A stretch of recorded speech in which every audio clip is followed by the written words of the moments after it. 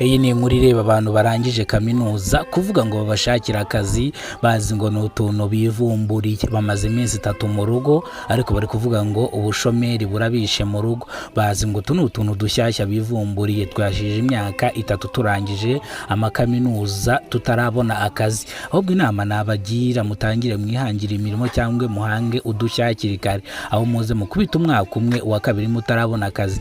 Gusa ikintu nababwira namwe gishobora kubafasha mwihangira imirimo muhereze abandi akazi. Ibyo kwirirwa muhamagara ngo babashakira akazi. Ari uherutse kumamagara ngarashaka ngo akazi ko muri office ko kubu manager ko kujya yirirwa yicaye muri office. Namubwiye ngo rwose wirota kumanywa n'ugafite nashaka kukavaho. Ni mu gihe aba banyeshuri barangije kaminuza batese bicaye mu rugo nta kintu bitayeho, nibashaka kwikoza isuka tayari mu minsi iri imbere mwikoza isuka kugira ngo mubashe kubaho ku buzima bwa buri munsi. Munyarwandakazi, ini ncamake y'amakuru ngiye kwibagezaho Nitkurinzwe n'Imana Emmanuel. Abanzi ku mazina ya Kidasamura TV Rwanda cyangwa Kidasamura Movie. Tugiye kugaruka ku banyeshuri barangije kaminuza bari kugumiza bihamagaza abantu bababwira ngo babashakire akazi. Icyo batazi cyo akazi hano hanze karabuze no kwishakira akazi. Barimo bararira ngo bamaze igihe bari mu bushomeri. Icyumweru kimwe gishije barangije ngo bari mu bushomeri.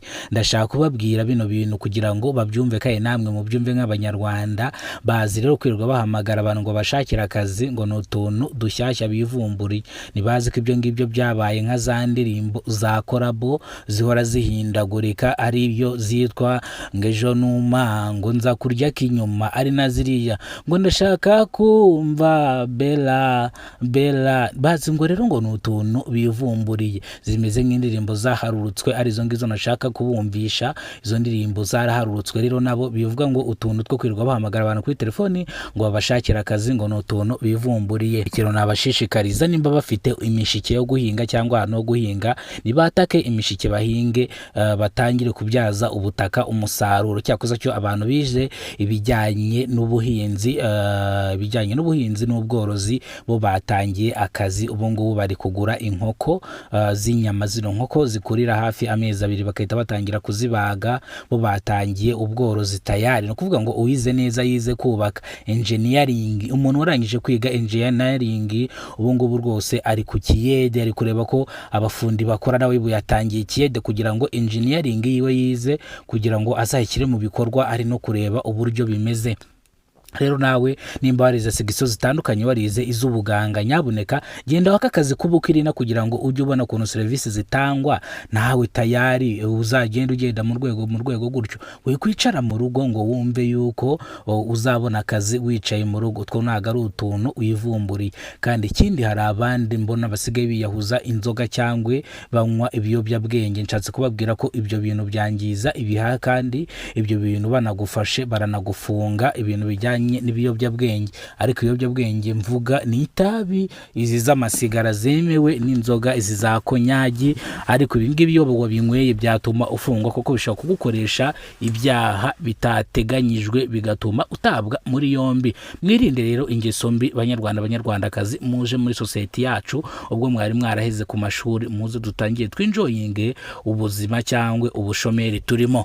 Ndashaka kubatera agasitori k'umunyeshuri ejo bundi wigize gukora ikizamini mu karere ka Nyamagabe. Ubwo yakoze ikizamini afite icyuma. Nukuri kw'Imana abantu bararakaye muno mwaka 2025. Ibaze umwana w'umunyeshuri kugira ngo afate icyuma mu ntoki avuge ngo nindangiza ikizamini ndagitera umuntu. Shanyumvira aho isi imaze kugera. Ndashaka kubatera story y'uno musore rero. Ese iki cyuma yaragifite koko? Ese ni yaragifite? Bivuga yuko uyu musore yise atabwa muri yombi cyangwa yise ajyanwa kuri station ya polisi ya Nyamagabe, ndetse ibipapuro by'ibizamini babimusangishije aho yarari. Ariko amakuru meza, uwo mwana kirangije ibizamini baramuganirije rwose. Bukeye bwaho baramurekura ajyanwa mu rugo kuganirizwa n'ababyeyi. Mu gihe uno mwana avugaga ngo nindangiza gukora ikizamini iki cyuma ndahita nyitera umuntu. Bivuze yuko uyu mwana yari umuswa mu ishuri. Abanyeshuri bose baramurushaga. No kuvuga ngo baramusekaga cyane. Niyo impamvu yaje ku kizamini afite icyuma avuga ati sha wibeshye so wongera ukopfore mite nkumena. Rero nkuko mubizi ko iyo bari gukora ibizamini bya leta haba hari abashinzwe umutekano nk'abapolisi, babibonye hakiri kare babasha gutabara umwana atarakora icyaha.